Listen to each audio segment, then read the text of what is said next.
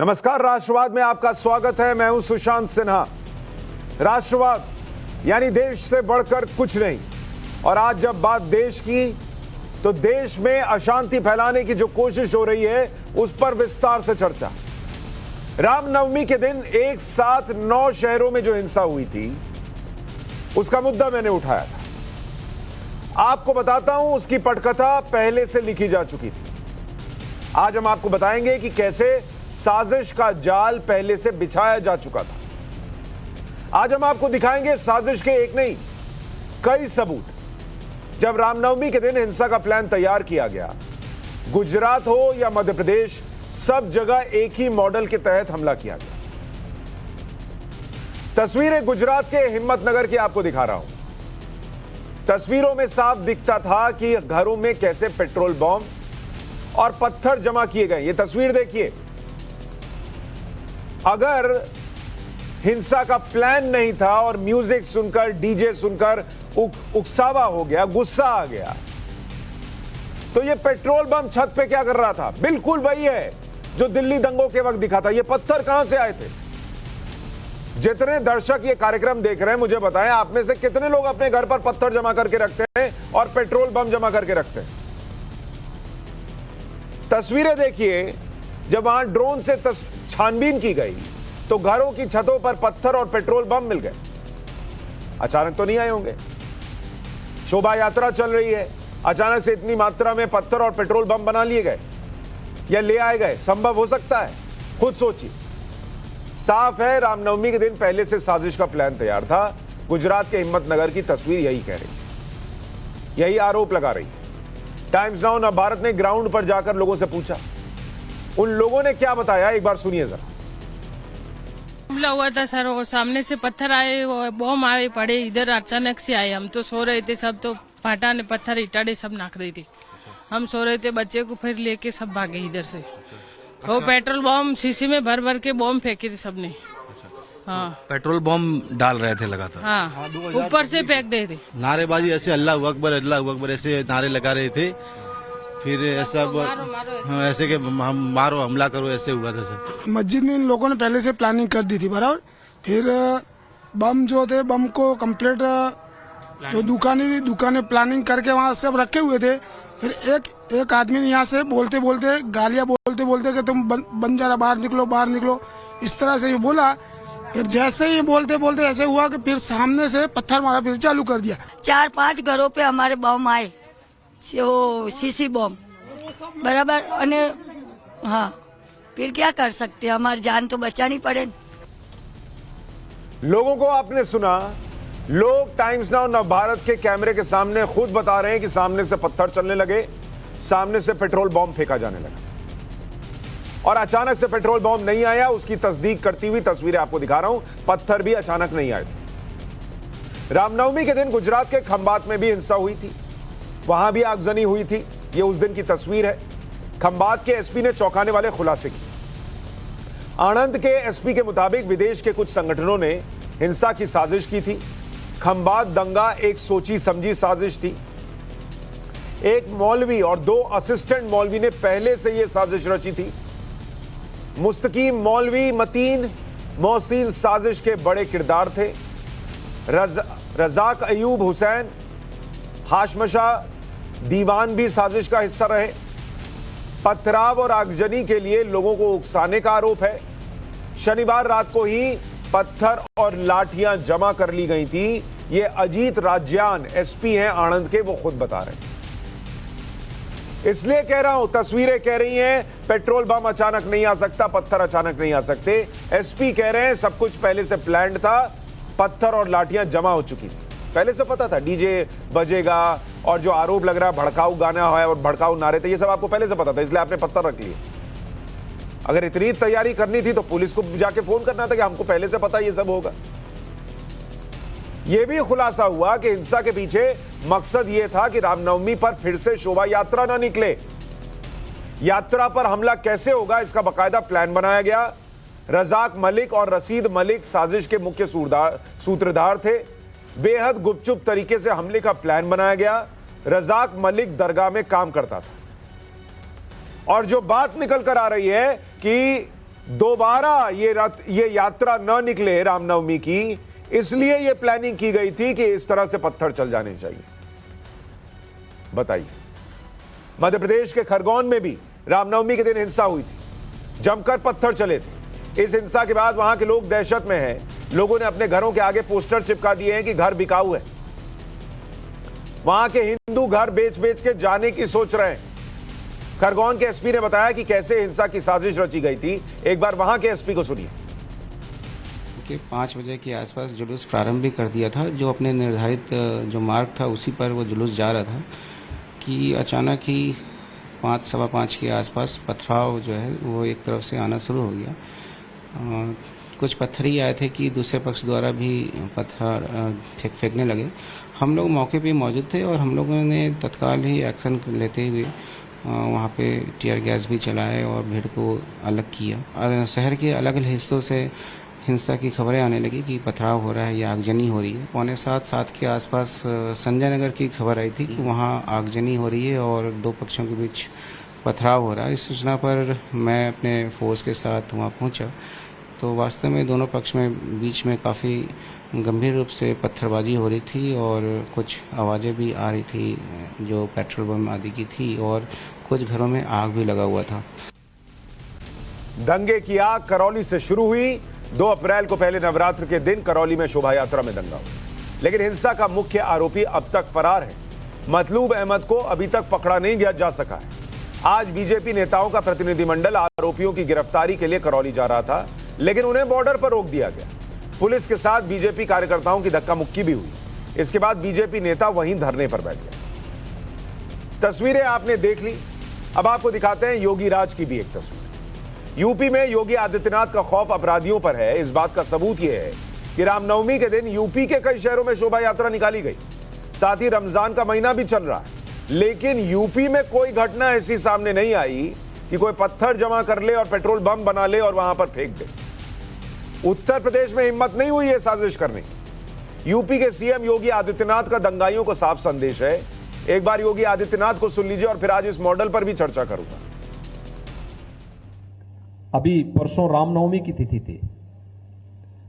25 करोड़ की आबादी यूपी में रहती है।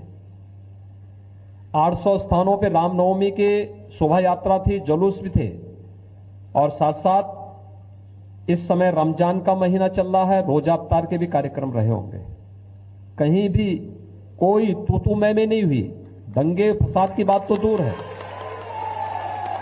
ये उत्तर प्रदेश की विकास की नई सोच को प्रदर्शित कर रहा है कि अब दंगा फसाद के लिए कोई जगह नहीं, अराजकता के लिए, गुंडागिर्दी के लिए, अफवाह के लिए कोई जगह नहीं है। उत्तर प्रदेश ने रामनवमी के अवसर पर, मर्यादा पुरुषोत्तम भगवान श्री राम की पावन जयंती के अवसर पर यह साबित किया है। तो योगी आदित्यनाथ ताल ठोक कर कह रहे हैं कि उत्तर प्रदेश में रामनवमी के दिन शोभा यात्रा भी निकली, 800 से ज्यादा जगहों पर निकली। हंगामा और हिंसा तो छोड़िए, तू मैं भी नहीं। ऐसे में आज के सवाल है कि रामनवमी दंगा 3 मौलवी का खतरनाक बॉम्ब प्लान था। छत पर पत्थर और पेट्रोल बम कैसे पहले से पहुंचे हुए थे? देश भर में दंगा रोक देगा योगी का फॉर्मूला क्या? इस पर चर्चा करने के लिए प्रोफेसर कपिल कुमार, इतिहासकार, हमारे साथ जुड़ रहे हैं। हर्षवर्धन त्रिपाठी हमारे साथ मौजूद हैं, वरिष्ठ पत्रकार। हुजैफा आमिर रशीदी, एएमयू के सचिव, थोड़ी देर में हमारे साथ जुड़ जाएंगे। मौलाना गुलाम हाफिज सरवर, इस्लामिक स्कॉलर, हमारे साथ जुड़ रहे हैं। आप सभी का बहुत स्वागत है। मौलाना गुलाम हाफिज सरवर साहब, क्या अच्छा उनका फ्रेम चला गया है। हर्षवर्धन त्रिपाठी जी, आप अपनी छत पर पेट्रोल बम और पत्थर रखते हैं क्या? और ये सब देखने के बाद क्या आपको दिल्ली दंगों में जो हुआ था उससे एक कोरिलेशन दिखता है और उसके तार जुड़ना, एक पैटर्न दिखता है कि ये सब कैसे हो रहा है, क्यों हो रहा है? सबसे पहले तो ये सुशांत जी कि मुझे लगता है कि जितनी डिटेल्ड अब कहानी आ गई है उसके बाद उन लोगों को माफी मांगनी चाहिए। उन लोगों को देश के सामने माफी मांगनी चाहिए जो पिछले 3-4 दिनों से क्या कर रहे थे कि वो वीडियो निकाल कर डाल रहे थे। कहीं बिहार का वीडियो डाल दे रहे थे, कहीं किसी और जगह का वीडियो डाल दे रहे थे, कहीं झंडा लगा दिया गया है, कहीं कोई जुलूस निकल रहा है तो लोग उसमें नृत्य कर रहे हैं या कोई संगीत बज रहा है, तो अब उससे उनको सब कुछ होता हुआ दिखा था। तो कम से कम सबसे पहले तो उनको माफी मांगनी चाहिए और जहां तक रही बात की पैटर्न दिखने की, तो मुझे पैटर्न से ज्यादा खतरनाक दिखता है। एक लोकल इलाके में कहीं छत पर लोग पत्थर इकट्ठा करते हैं, बोतल इकट्ठा करते हैं, उसमें पेट्रोल रखते हैं, मारते हैं, ये सब तो अलग अलग जगह हो रहा है और उसको वहां की पुलिस लॉ एंड ऑर्डर के जरिए ठीक करेगी, मेरा ये मानना है। लेकिन ये जो नेशनल लेवल पर एक नैरेटिव ये खड़ा करने की कोशिश की गई कि रामनवमी, और मुझे तो बड़ा आश्चर्य हुआ कि लिख दिया गया रामनवमी बराबर दंगा नवमी।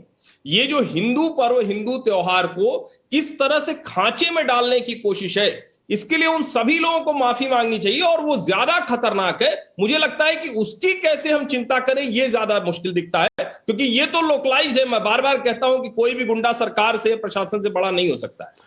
हर्षवर्धन जी, आप बहुत आशान्वित आदमी दिखते हैं जो कह रहे हैं कि ये लोग माफी मांग लें। मुझे नहीं लगता जितनी मोटी चमड़ी इन लोगों की है, जो हर बार प्रोपेगेंडा करते हैं, जो चिट्ठी लिख लिख कर बताते हैं कि इस देश में मुसलमान खतरे में है, वो लोग माफी मांगेंगे।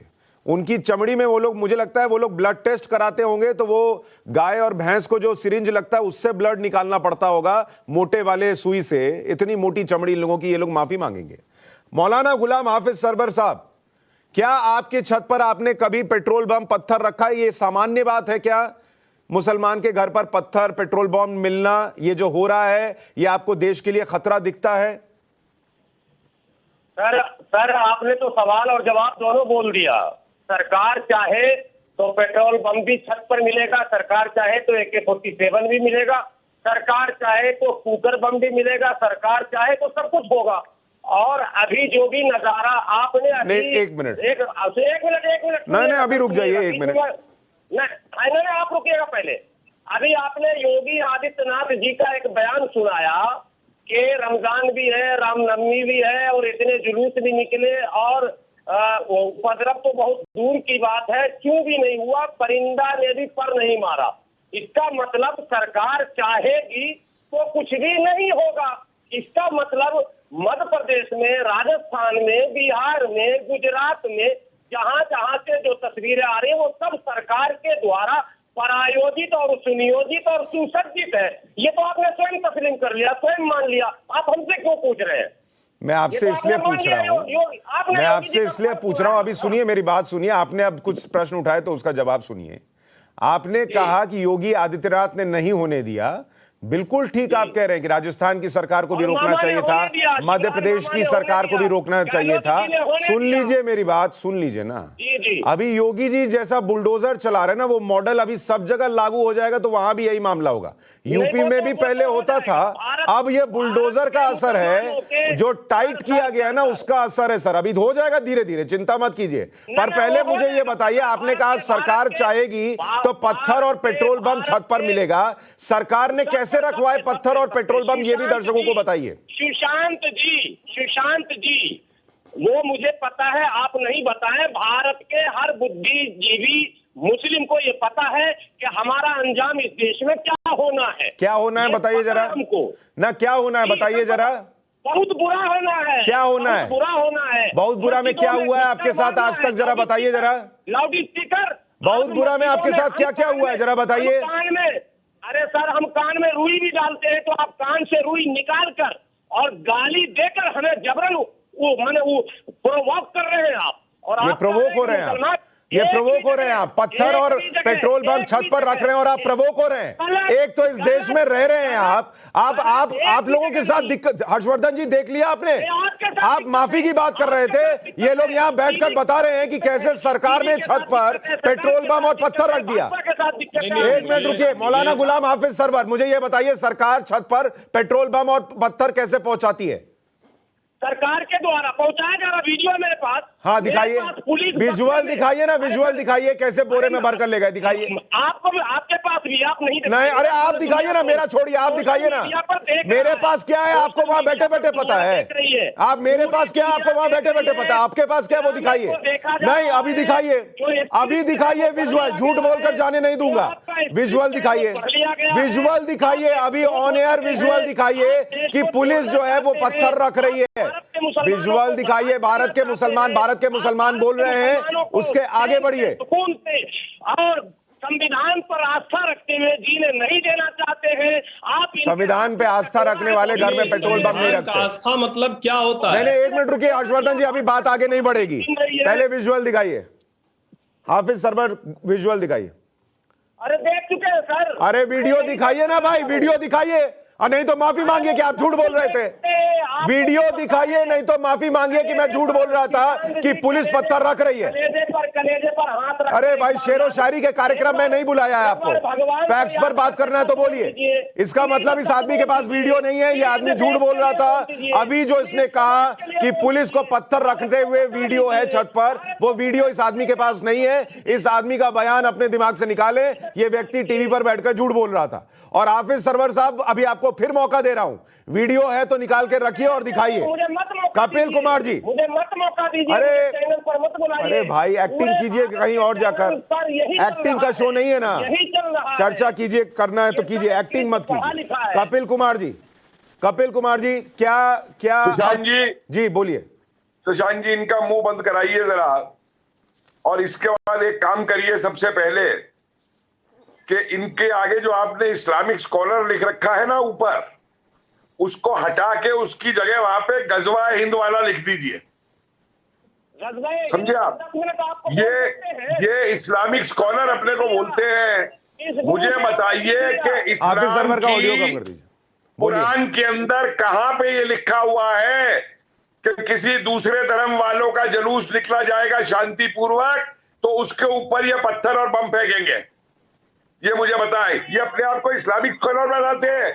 अरे ये इन गिने चुने मुसलमानों में से हैं। बचे हुए कुछ मुसलमान ऐसे हैं, सारे मुसलमानों को नहीं कह रहा हूं मैं, ये वो मुसलमान हैं जो ISI के एजेंट हैं, जो इस बात की रोजगार चलाते हैं कि हिंदुस्तान में मुसलमान खतरे में है और सरकार के खिलाफ और देश के खिलाफ ये जहर उगलते हैं। कपिल कुमार जी, जहर उगलने का कपिल कुमार बुला करके हाफिज सरवर जो झूठ बोलकर प्रोपेगेंडा कर रहे हैं, वो तो ऑन एयर सामने आ गया। इन्होंने कहा कि एक वीडियो है जिसमें पुलिस छत पर पत्थर रख रही है, पेट्रोल बम रख रही है। मैंने इनको चैलेंज किया, आप ऑन एयर दिखा दीजिए वीडियो, नहीं दिखा पाए। पुलिस रख रही है और माफी, अरे ऐसे लोगों को तो बंद करके देश से बाहर निकालना चाहिए, जो इस देश के अंदर हिंदू मुसलमान को बंटवा रखे और ये दंगा कराने में माहिर हो गए। PFI के कहने पर, SFI के कहने पर, नक्सलवादियों के कहने पर ये देश का सत्यानाश करने में लगे हुए हैं। वो दोनों एक ही ग्रुप के, RSS और PFI एक ग्रुप है, एक ग्रुप। हम लोग जो है बिल्कुल दोनों के विरोध में है। हम कट्टरवाद का विरोध करते हैं। आप PFI को, अरे ये कट्टरवाद का विरोध करते हैं आप? आपसे ज्यादा कट्टरवादी में नहीं देख रहा कोई भी, जिस तरीके का आप यहाँ बोल रहे हैं। अरे अगर इस देश के अंदर सरकार खिलाफ होती मुसलमानों के तो आपकी हिम्मत नहीं थी जो यहाँ पे आके बोल जाते। आप अब तक जेल में बंद पड़े हुए होते। जिस तरीके का जहर आप बोल रहे हैं टीवी के ऊपर, जहर बोल रहे हैं आप टीवी के ऊपर इस देश में, पाकिस्तान के। ठीक है, हुज़ैफा आमिर रशीदी जुड़ गए हमारे साथ। आमिर रशीदी जी, क्या आपके हिसाब से ये सामान्य बात है, छत पर पत्थर और पेट्रोल बम मिलना और पुलिस की जांच में ये सामने आना कि वहां से रामनवमी का जुलूस फिर ना निकले, इसको रोकने के लिए ये सब प्लान किया गया था? सुशांत, मतलब थोड़ी सी शर्म आनी चाहिए हम लोगों को। मतलब एकदम शर्म घोल के पी गए हैं आप लोग यार। ये पता नहीं कौन से इतिहासकार को आपने बैठाया, गोडसे वाले चचा बैठे हुए हैं, ये चिल्ला के और सुशांत जी, मैं ऐसे लोगों से बहस नहीं करूंगा। इन पाकिस्तान के एजेंटों को हटाइए यहाँ से। गोडसे वाले चचा एकदम खामोश बैठना। चुप कर, पाकिस्तान के एजेंट। आमिर रशीदी, इनका माइक डाउन कीजिए। आमिर रशीदी, एक मिनट। आमिर रशीदी, कपिल जी एक मिनट, मैं बात कर रहा हूँ। कपिल जी मैं बात कर रहा हूँ। आमिर रशीदी एक मिनट। कपिल जी मैं बात कर रहा हूँ। कपिल जी मैं बात कर रहा हूँ। आमिर रशीदी, आपको भी मैंने बुलाया है, उनको भी मैंने बुलाया है। आपको अपनी बात कहनी है कीजिए। आपको कोई जिन्ना की औलाद और दूसरी चीज नहीं कह रहा और ना मैं कहने दूंगा। आप दूसरे को डिफेम मत कीजिए, अपनी बात कहिए। कौन क्या है नहीं है, आपका सर्टिफिकेट नहीं चाहिए, आप अपनी बात कहिए। नहीं, इनकी बातें आप सुनिए ना।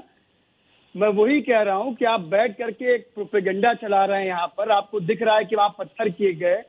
अच्छा, ये कौन सा तरीका है कि रमजान के महीने में जहाँ पर असर की नमाज हो रही हो वहां पर आप जुलूस लेकर के जाएं और मस्जिद के गेट पे रोक करके आप मस्जिद के गुंबद पे चढ़ करके इनका माइक पहले आप कपिल जी 1 मिनट उनको बोल लेने दीजिए।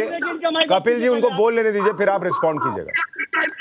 कपिल जी एक बार बोल लेने दीजिए ना भाई, सुन तो ले लोग, एक बार सुन तो लेने दीजिए। कपिल जी सुन लेने दीजिए, एक बार बोल लेने दीजिए, फिर आपको मौका दूंगा, आप बोलिएगा। आमिर बोलिए। आपने कोई स्टोरी चलाया कि मस्जिद के गुंबद पे बैठ करके चढ़ करके वहां भगवे झंडे लगाए गए? सुनिएगा पहले मेरी बात पूरी। उसके बाद 20 वीडियो चल रहे हैं सोशल मीडिया पे जहां मस्जिद के सामने आपत्तिजनक नारे लगाए गए, समुदाय विशेष को बोला गया कि पाकिस्तान भेजेंगे, टोपी वालों को पाकिस्तान भेजेंगे। उसके बाद जो कार्रवाई हुई वहां पर, सरकार ने मध्य प्रदेश के अंदर एक तरफा कार्रवाई की। अगर किसी पे कोई मुकदमा हुआ, कोई विक्टिम है, तो वो कोर्ट फैसला करेगा कि वो मुजरिम है कि नहीं है, है कि नहीं है। अभी कोर्ट ने कुछ क्लियर नहीं किया, अभी उस पर आईपीसी के मुकदमे दर्ज हुए। अगले दिन वहां पर मकान गिरा दिए गए बुलडोजर से। वहां का एसपी खड़ो के ऑन वीडियो ऑन कैमरा कह रहा है कि मैं इनके मकान गिरा दूंगा। किसी के बाप का हिंदुस्तान है? देश कानून से चलेगा या किसी के एक आइडियोलॉजी से चलेगा? इस पे आपने कोई डिबेट किया? सीधी सी बात, पहली बात।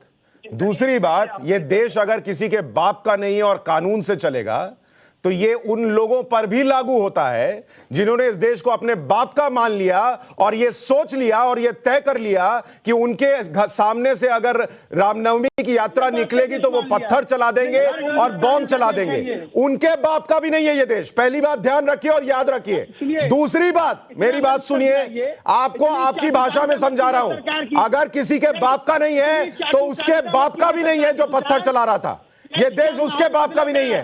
और अगर आमिर रशीदी, अगर कानून पर इतना विश्वास है, मुझे सुन लीजिए, आपने बोला मैंने आपको नहीं टोका, मेरी बात सुनिए फिर रिस्पॉन्ड कीजिएगा। तो बाप का देश उनका भी नहीं है जो पत्थर और पेट्रोल बम चला रहे हैं। दूसरी बात, अगर देश के कानून पर इतना भरोसा है तो छत पर पत्थर और पेट्रोल बम नहीं रखने थे बॉस, छत पर पेट्रोल बम नहीं रखने थे। रखना आपको था दिल में धैर्य और पुलिस का फोन नंबर कि बॉस ये हुआ। और कल भी मैंने तस्वीर दिखाई है, बोलिएगा तो अभी वीडियो चला दूंगा। मंदिर के सामने से मुहर्रम का जुलूस निकलते हुए क्या गाने गाए जाते हैं वो मैं दिखा चुका हूं, उसमें कोई पत्थर नहीं चला। और मैं आपको ये बता दूं कि आप मुसलमान कहलाने के लायक भी नहीं हैं जो रमजान के वक्त में ऐसी भाषा बोल रहे हैं। इसलिए तुम मुझे क्या कहते हो, मैं भाई तुम सुनो, तुम मुझे क्या कहते हो मुझे नहीं पता, पर मैं तुम्हें अभी अपनी डिबेट से लात मार के निकाल रहा हूं। गेट आउट, गेट आउट, इस शब्द को सुनो। और इसलिए निकाल रहा हूं क्योंकि तुम्हारी भाषा सभ्य नहीं है।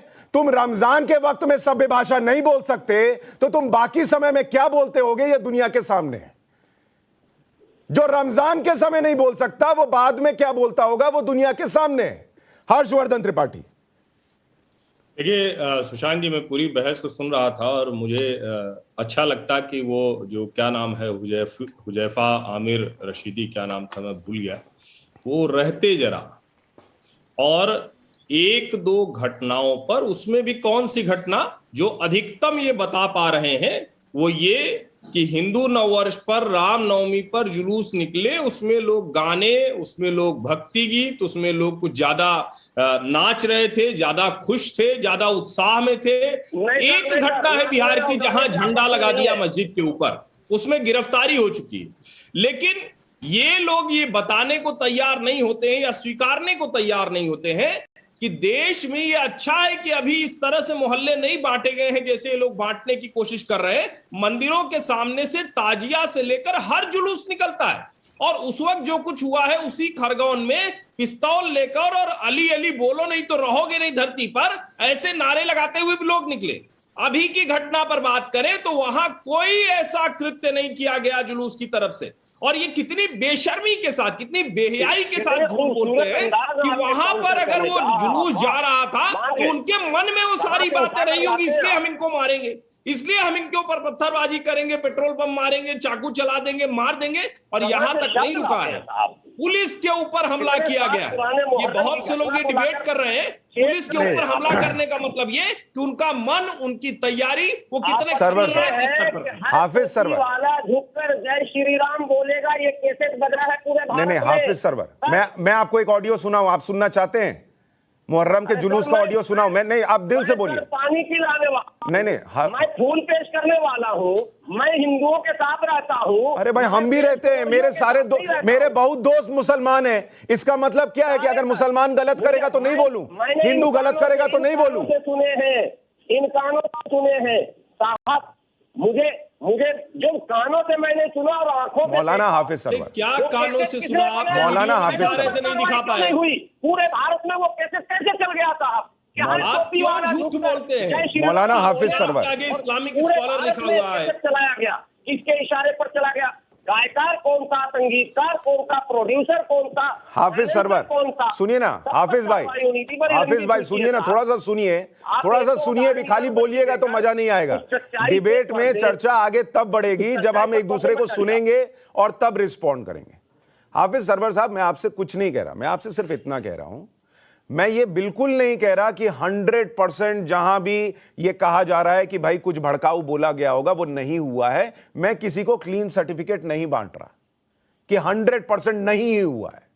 मैं सिर्फ इतना कह रहा हूं कि अगर ताजिया और मुहर्रम का जुलूस निकलता है और उसमें भड़काऊ बातें होती हैं, मंदिर के सामने से पत्थर नहीं चलता, वैसे ही अगर आपको लगता है ये देश आपका है और आपको इस देश की कानून व्यवस्था पर विश्वास है, तो पेट्रोल बम और पत्थर की जगह आप पुलिस का फोन नंबर मोबाइल में रखिए, वीडियो बनाइए, ये भाषा चल रही है, और उसको दे दीजिए। आप मुझे दे दीजिए, मैं चैनल पर चलाऊंगा। मैं तो देखिए लाइव शो में आपसे कहता रहा कि पुलिस पत्थर और पेट्रोल बम रख रही है, लाइव शो में दिखा दीजिए। समझ गया। मैं एक बात बताऊं, न पेट्रोल बम की जरूरत है, न पुलिस के नंबर की जरूरत है, न पत्थर की जरूरत है, हमें तो फूल की जरूरत है। हम तो अपने भाइयों को फूल पेश करना चाहते हैं, और मर्यादा पुरुषोत्तम के नाम पर जो जुलूस निकले उसमें उपद्रव हो, ये तो उनके नाम के शान के खिलाफ है। मर्यादा पुरुषोत्तम, पहले शब्दों को समझे। और ये अमर्यादित होकर जो लोग उसमें सम्मिलित होते हैं और लाखों लाख तलवारें बांटी जाती है। नहीं सुशांत, ये गलत नैरेटिव बना रहे हैं। वही तो मैं कह रहा हूं ना, यही तो मैं कह रहा हूं। हर्षवर्धन जी बोलिए, फिर कपिल जी आ रहा हूं आपके पास। हर्षवर्धन जी छोटे में बोल रहे हैं और ये मर्यादा पुरुषोत्तम का नाम लेकर उसको गलत खांचे में डालने की कोशिश कर रहे हैं। ये अभी बोल रहे थे कि हमें पता है कि इस देश के मुसलमानों का क्या होगा। ये झूठ बोल रहे हैं और शातिर तरीके से ये काम कर रहे हैं। ये मैं कह रहा हूं कि अगर इनको ये करना था तो अमर्यादित कौन लोग थे? अमर्यादित वो थे जिन्होंने ईंट पत्थर चलाई, जिन्होंने पेट्रोल बम फेंके, जिन्होंने पुलिस पर हमला किया। छुपे वो लोग थे जो देश को, समाज को कहीं भी से रहने देना नहीं चाहते। वो कौन नहीं रहने देना चाहता? अदालत कौन नहीं रहने देना चाहता है?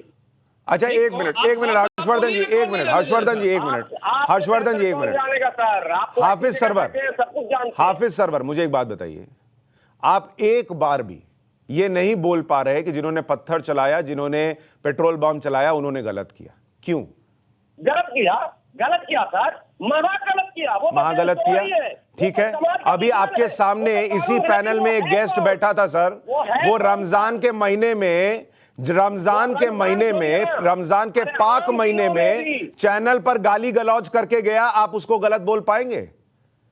ये भाषा होती है? निंदा करता हूँ मैं ऐसे तमाम लोगों की। देखिए, ये लोकतंत्र है, एक स्वतंत्र, एक बड़े अच्छे लोकतंत्र की खूबसूरती है कि हम बहस कर रहे हैं। आप भी कह रहे हैं कड़वा और मीठा, हम भी कह रहे हैं, आप भी कह रहे हैं, तो ये तो चलेगा। लेकिन कोई अपशब्दों का प्रयोग करे चैनल पर, ठीक है। आसिफ सोहेल भी हमारे साथ जुड़ गए हैं, पॉलिटिकल एनालिस्ट है। कपिल कुमार जी अपनी बात कहिए, फिर आसिफ सोहेल के पास जाऊंगा। देखिए, अभी ये जो आपके अलीगढ़ वाले छोड़ के चले गए, नहीं एक मिनट सर, कपिल जी एक मिनट, कपिल जी एक मिनट, मैं एक चीज क्लैरिटी कर दूं, एक चीज क्लैरिटी दे दूं। वो छोड़ के नहीं गए हैं, उन्हें इस डिबेट से निकाला गया है क्योंकि वो सभ्य भाषा बोल नहीं रहे थे और डिबेट के लायक नहीं थे, तो छोड़ के नहीं गए हैं। जी बोलिए। हाँ, उनकी मैं परेशानी बता दूं सुशांत जी, असली परेशानी क्या है मैं आपको बताऊं। उनकी असली परेशानी ये है कि पाकिस्तान बनाने का जो सारा मूवमेंट है वो अलीगढ़ यूनिवर्सिटी से चढ़ा था और अलीगढ़ पाकिस्तान में गया नहीं। तो आज ये जिन्ना की तस्वीर वहां पे लगा के रखते हैं। और अक्टूबर सन 47 के अंदर एक नारा दिया गया था वहां से, मेरे पास कई है तो ऑफिशियल रिकॉर्ड आपको दिखा दूंगा। कुछ मुस्लिम कौम के अंदर ऐसे लोग हो गए हैं जो उस नारे पे चल के सारे मुसलमानों को बदनाम कराना चाहते हैं और सारी कौम के ऊपर आफत लाते हैं। और वो नारा बता क्या था कि लड़के लिया था पाकिस्तान, हंस के लेंगे हिंदुस्तान। और आज भी ये चंद गिने चुने लोग हमारे उन मुस्लिम भाइयों को बनाया आप लोगों ने ISI के कहने पे चलने पे और गजवा हिंद के कहने पे चलने पे और नक्सलाइटों से मिल गए ये। इसलिए ये जो प्लानिंग है ये PFI, नक्सलाइट और ISI की प्लानिंग है। ये आम हिंदुस्तान के मुसलमान की प्लानिंग नहीं है। ये उसको बरगला करके, उसको डरा करके ये प्लानिंग कराई जाती है। PFI के साथ भारत में और कुछ संगठन उसको भी ऐड कर लीजिए सर। आसिफ सोहेल जी, यही तो दिक्कत है। ठीक है, एक मिनट। आसिफ सोहेल तो दिक्कत है, जी, मुझे ये बताइए लेते हैं कि अभी तक जितनी बातें आई उसमें पुलिस जो कह रही है उस वर्जन पे मैं बात कर रहा हूं। जांच में जो निकल कर आ रहा है उसकी बात कर रहा हूं। जांच में पेट्रोल बम छत पर दिखना, पत्थर छत पर दिखना, पुलिस का वर्जन है कि ये मौलाना थे जिनकी साजिश थी, एक रात पहले चीजें आई थी और इनके इस प्लानिंग ये थी कि भाई ऐसा कुछ करो कि अगली बार से रामनवमी की यात्रा मध्य प्रदेश में यहां से ना निकल पाए। क्या इसमें हमको कोई धर्म देखने की जरूरत है, धर्म देखकर खड़े होने की जरूरत है, या ये लोग कानून के खिलाफ है, देश के संविधान के खिलाफ है, एक्शन लेना चाहिए, ये कहने की जरूरत है?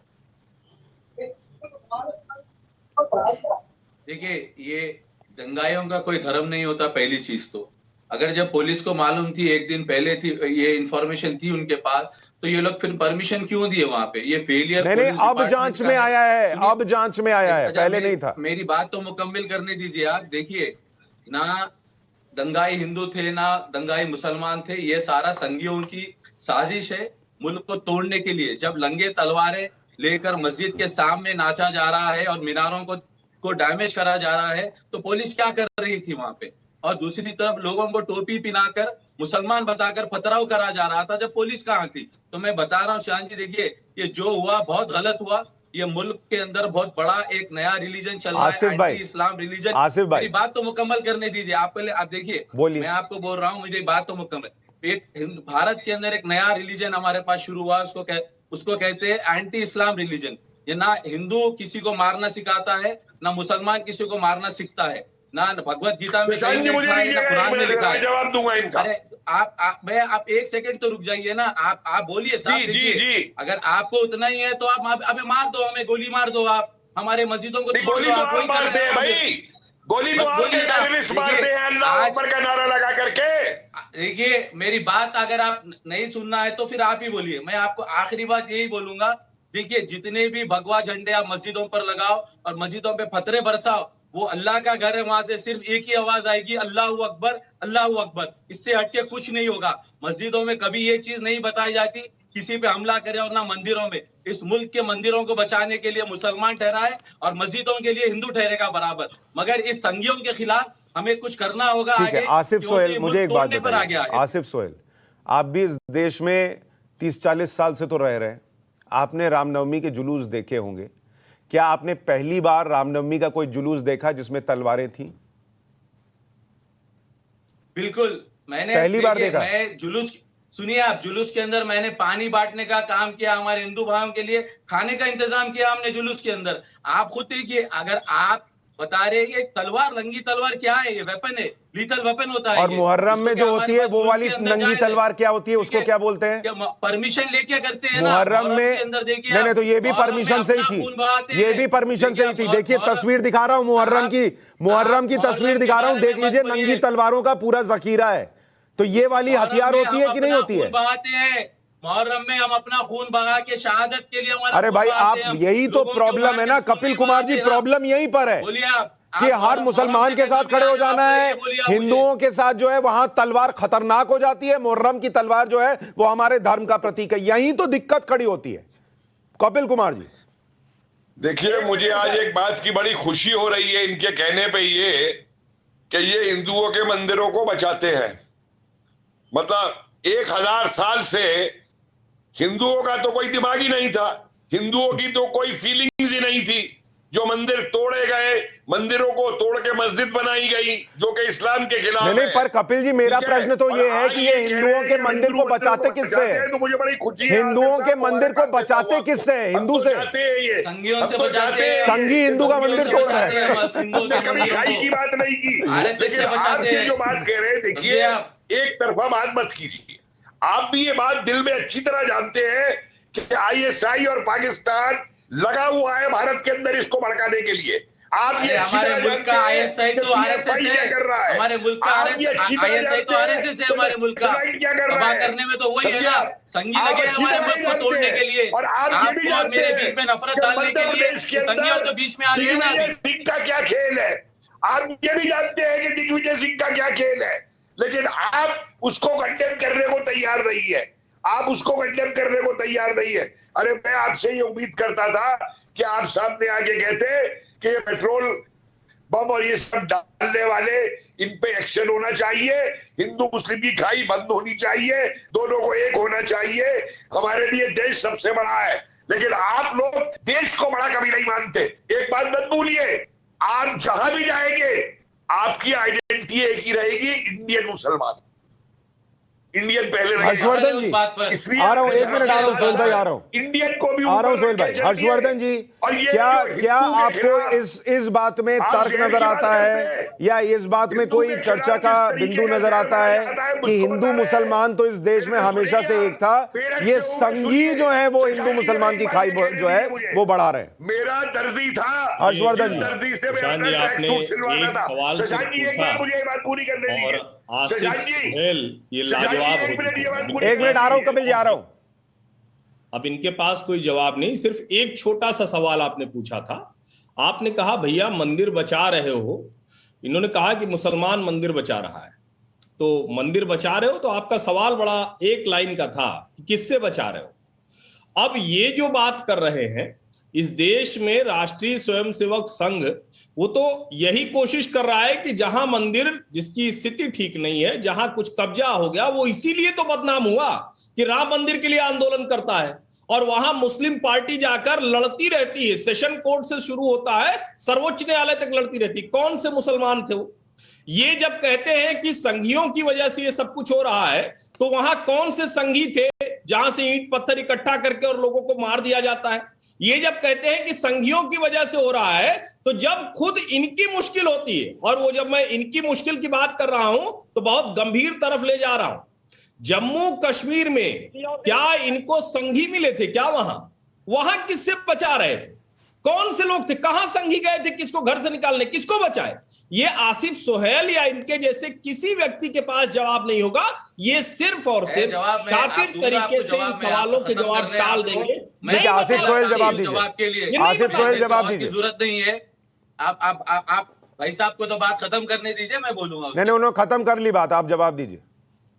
देखिए, कश्मीर में पंडितों के साथ भी गलत हुआ और 1 लाख मुसलमान को मारा गया, वो भी गलत था।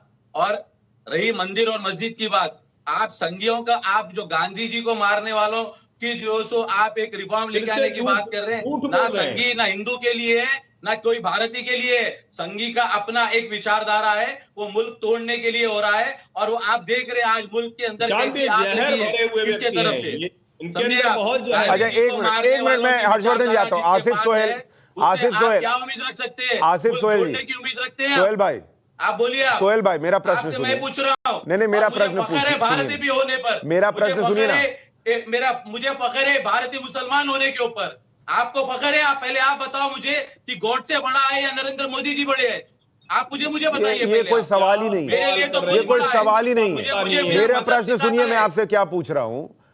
आपसे मैं ये पूछ रहा हूं कि ये बताइए कि ये जो संघी हैं, आप कह रहे हैं कि इन्होंने वहां पर रामनवमी में चीजें की जिसकी वजह से पत्थर और पेट्रोल बम चल गए, ठीक है, मध्य प्रदेश में कर दिया, गुजरात में कर दिया, बंगाल में भी संघियों ने ही कर दिया, ठीक है, कर्नाटक के अंदर भी संघियों ने कर दिया, सब जगह संघियों ने कर दिया। ये यूपी में संघी क्यों ऐसा नहीं कर पाए?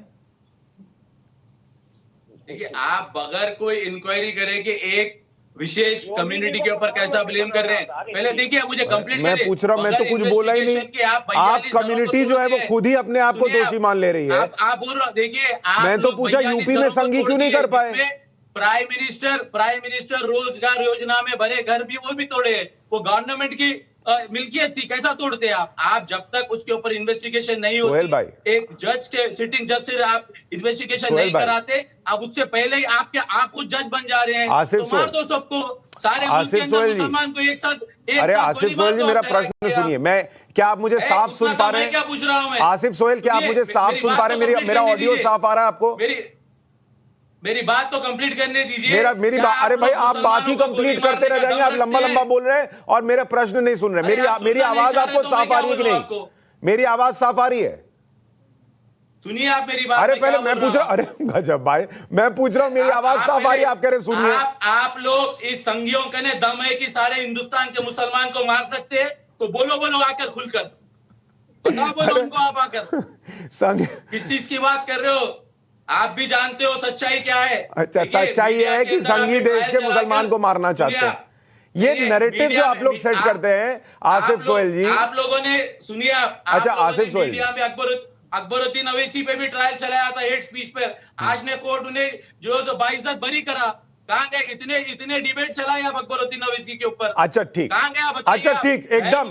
देखिए ये जो आप लोग सेलेक्टिवली देश की कानून व्यवस्था में सीना चौड़ा करके अपना विश्वास जताते हैं, उसी से जुड़ा हुआ मेरा प्रश्न है कि अकबरुद्दीन ओवैसी को एक निचली अदालत ने। सर अगर आप नहीं सुनिएगा तो मामला जमेगा नहीं। फिर आप बोलिए, आप ये बात, आप मेरी बात सुन लीजिए। नहीं, आप मेरी बात सुन लीजिए। बोलना पड़ेगा आप आज। नहीं, मेरी बात सुन लीजिए। जितने इल्जाम लगाए थे ना आपको, वो आप बताना पड़ेगा मुल्क के अंदर। आप लोग आसिफ सोहेल, नफरत फैलाए उनके नाम। आसिफ सोहेल मेरी बात सुनिए, बताइए मुझे। आप मुझसे चाहते हैं कि मैं कहूं कि अकबरुद्दीन ओवैसी ने कोई भड़काऊ बयान नहीं दिया था। मैं ये इसलिए कहूं कि इस देश की एक निचली अदालत ने यह फैसला सुनाया। आप ये चाहते हैं मुझसे, मैं आपकी इस इच्छा की पूर्ति करूंगा।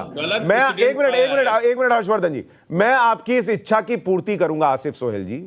बस उससे पहले आपको भी ये कहना होगा कि इस देश में 2002 के जो दंगे हुए उसमें आज तक किसी अदालत ने नरेंद्र मोदी को दोषी नहीं पाया है। इसलिए मैं माफी मांगता हूं कि मैं हर बार नरेंद्र मोदी का नाम 2002 के दंगों में घसीट कर ले आता हूं। आप ये बोलिए, फिर मैं अकबरुद्दीन पे बोलता हूं। पेंडिंग है, आज भी केस पेंडिंग है। आप देखिए जो एमपी को मारा थे ना, उनकी। अरे भाई मैं कह रहा हूं, आप ये बोलिए ना, नरेंद्र मोदी के खिलाफ कोई जजमेंट है नहीं है ना, तो आप बोलिए कि मैं झूठ बोलता हूं 2002 के दंगों को लेकर। आप बोलिए मैं अकबरुद्दीन पे बोलता हूं। अरे भाई अकबरुद्दीन का मामला अभी हाई कोर्ट चला जाएगा, सुप्रीम कोर्ट चला जाएगा, ये भी पेंडिंग हो जाएगा, ये भी पेंडिंग हो जाएगा, ये भी सब जुडिस हो जाएगा। अरे भाई ये भी अभी ऊपर की अदालत में चला जाएगा, सब जुडिस हो जाएगा। तो आप भी बोलिए कि 2002 के दंगों में नरेंद्र मोदी का कोई नाम नहीं है।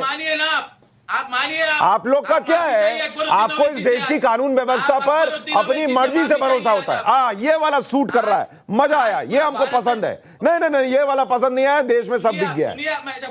मौलाना गुलाम हाफिज सरवर, नहीं एक मिनट रुकिए, आप सरवर साहब को बोलने दीजिए, आप ही थोड़ी बोलिएगा पूरे डिबेट में। सरवर साहब बोलिए। भारतीय जनता पार्टी, नहीं सरवर साहब बोलिए। मैं चाहूंगा अपने सभी पैनलिस्ट से, सम्मानित पैनलिस्ट से, सब अनुभवी है, और आपसे भी हाथ जोड़कर विनती करूंगा, भारत सबका है, आप बड़े भाई हैं, हम छोटे भाई हैं। भारत को बचाने की पहल, कोशिश और चिंता सबको करनी चाहिए, एक बात। दूसरी बात, बनावटी बातों से देश का भला नहीं होगा सर। सत्य को सत्य और असत्य को असत्य कहना पड़ेगा।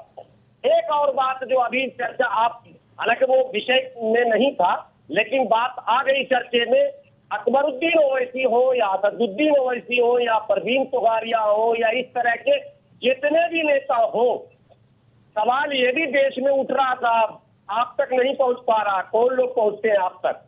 सवाल ये उठ रहा आम जनों में, ये चर्चा का विषय है कि अकबरुद्दीन ओवैसी पर कार्रवाई क्यों नहीं, असदुद्दीन ओवैसी पर कार्रवाई क्यों नहीं, और इसी तरह से अमित शाह जी पर कार्रवाई क्यों नहीं, और नरेंद्र मोदी जी पर कार्रवाई क्यों नहीं। आम जनों में ये सवाल है, ये एक अलग विषय है, इस पर अभी चर्चा नहीं, कभी और चर्चा होगा। ये एक भारतीय न्यायिक व्यवस्था की एक अलग ये है, इसमें बहुत कुछ है जो चल रहा, चलता रहेगा, लेकिन देर सवेर जब आपने देखा कि कई मुद्दे 50 वर्ष 60 वर्ष से लंबित है, लेकिन निर्णय तो होते हैं साहब, देर से सही निर्णय होता है, तो इन सब मुद्दों पर भी होगा, ये अलग बात है। अभी हम लोग आ रहे थे इस मुद्दे पर कि क्या वाकई पत्थरबाजी किसी मुसलमान की तरफ से किया गया। एक दूसरा, मुहर्रम के संबंध में आपने एक बात कही, मेरे बड़े भाई बैठे हैं, मैं उनसे भी बताना चाहता हूँ, सर आपसे भी बताना चाहता हूँ, जो मुसलमान सुन रहा है मैं उससे कहना चाहता हूँ, अपने तमाम मौलानाओं से कहना चाहता हूँ, मुहर्रम का जुलूस गैर इस्लामी जुलूस था, जिसका प्रचलन भारत में गैर इस्लामी ढंग से थोपा गया था, और वो जो तलवारें लहराए जाते हैं या अली हो या हुसैन, ये सबको गैर इस्लामी, इस्लाम में इसके लिए कोई जगह नहीं है। और भारत का हिंदू कब से बंद कराएंगे मुहर्रम वाला तो जुलूस? ये बंद कब से हो जाएगा मुहर्रम वाला जुलूस सर? मांग रहे हैं आप देखिए, फतवा मत दीजिए, आप देखिए, ये लीजिए, सोहेल भाई आपके खिलाफ हो गए। सोहेल साहब कह रहे हैं आप फतवा दे रहे हैं। लेकिन बंद होने देना नहीं चाहते। नहीं, कब से बंद होगा ये? आप तो इस्लामिक स्कॉलर हैं, आप बताइए ना। देखिए आसिफ सोहेल को अभी थोड़ा ज्ञानवर्धन कीजिए, कुछ उनको समझ में आए। देखिए आप कुरान और हदीस पढ़िए, आप पढ़कर इस्लाम को मालूम करिए, ना बल्कि कोई एक मुल्ला का बताया हुआ इस्लाम। अरे ये मुल्ला बोल रहे हैं आपको कि ये कोई मुल्ला है? कुरान और हदीस बताइए सरवर साहब, आपको बोल दिया कोई मुल्ला है, इसको नहीं सुनने की जरूरत है। आप साबित कीजिए कि आप सही बोल रहे हैं कि वो सही बोल रहे हैं। करता हूँ। अरे मुझे आपके प्लेटफॉर्म पे साबित करने की जरूरत नहीं है, आप सिर्फ अकबरुद्दीन अवैसी से माफी चाहिए। आप वो गैर इस्लामी, गैर शरई, गैर उसूली, यानी न सिद्धांत में है न इस्लाम में है। गलत करोगे गलत भरोगे। और एक बात बता दूं चलते चलते आपको, ये रामनवमी का जुलूस आप 40 साल बोल रहे हैं, 20 साल पहले रामनवमी का जुलूस नहीं निकलता था। मुसलमान गलत रास्ते पर गया तो उसी को देखते हुए उसी के ट्रैक पर जो है। अरे नहीं भैया, कहाँ ये मौलाना साहब, आप देखिए, आप कुरान हदीस पढ़ाइए, आप मुसलमानों को बताइए, अब हिंदुओं को भी आप उसी बताने लगेंगे, तो ये मत कीजिए। 40 साल पहले रामनवमी पता नहीं आप कब से कहाँ देखते रहे। ये कह रहे रामनवमी 20 साल से मनाई जा रही है, ये जुलूस 20 साल से निकल रहा है। कुछ चीजें आपको ध्यान में नहीं, और ठीक है अपना वाला पढ़िए ठीक से। कपिल कुमार जी, आपकी जानकारी क्या कहती है? रामनवमी 20 साल से जुलूस निकलना शुरू हुआ है क्या? कपिल कुमार जी, साल पहले का एक तस्वीर दिखा दीजिए। ऐसा है साहब, अब मैं इनसे क्या कहूँ, एक तस्वीर दिखा दीजिए हमको। मैं इनको एक वाकया बताना चाहता हूँ। मेरठ का मैं रहने वाला हूँ।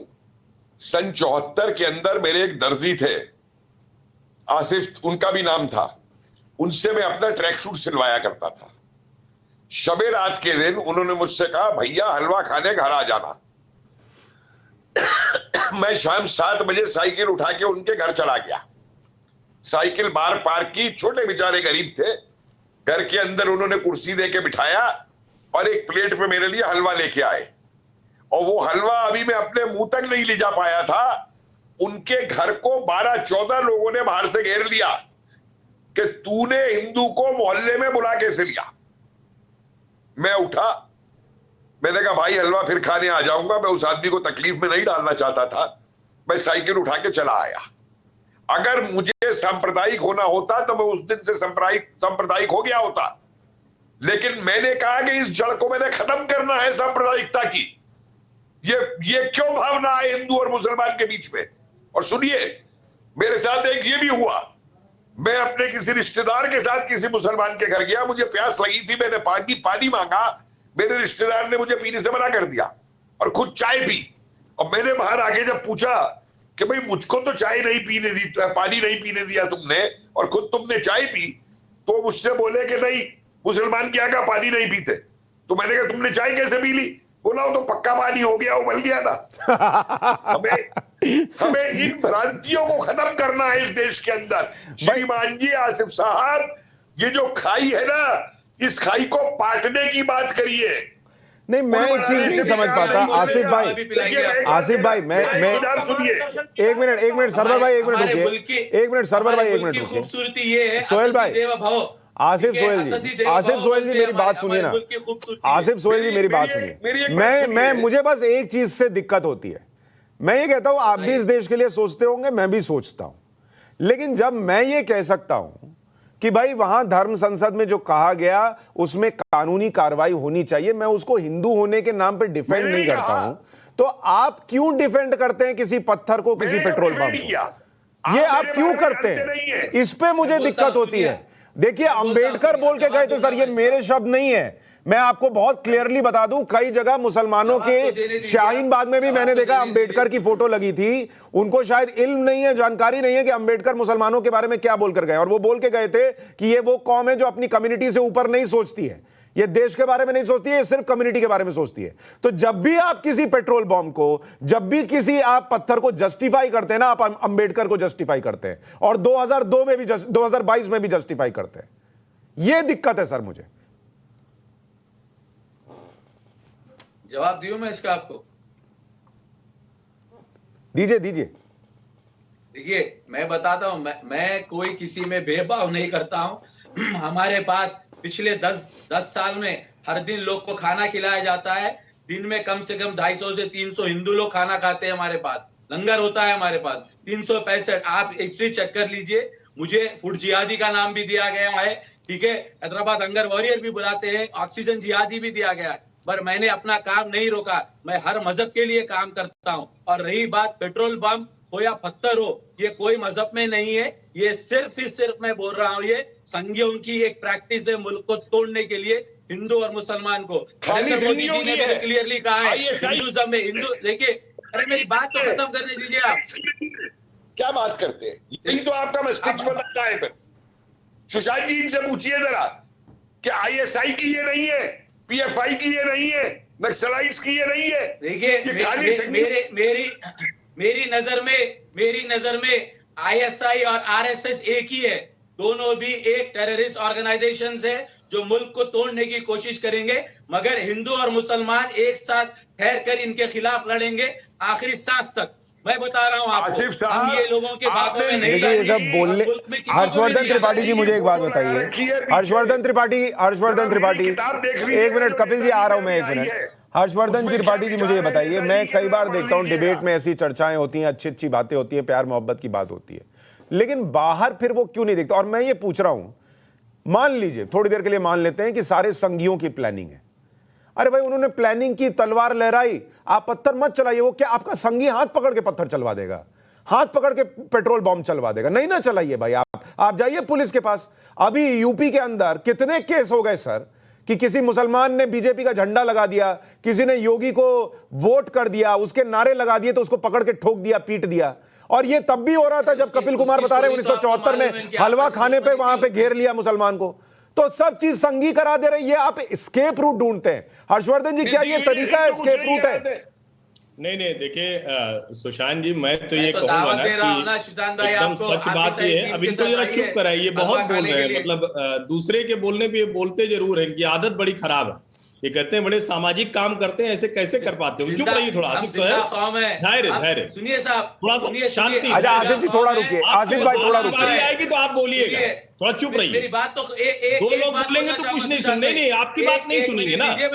एक मिनट, वो बोल लें फिर आप बोलिएगा। आसिफ जी, हर्षवर्धन जी बात पूरी कीजिए। नहीं, आपको ही मौका दूंगा उसके बाद। हर्षवर्धन जी बोलिए। आप चुप हो जाइए, उसके बाद बोलिए। देखिए, दरअसल सच यही है, ये जितने ये मुस्लिम फंडामेंटलिस्ट कट्टर हैं, ये डर गए।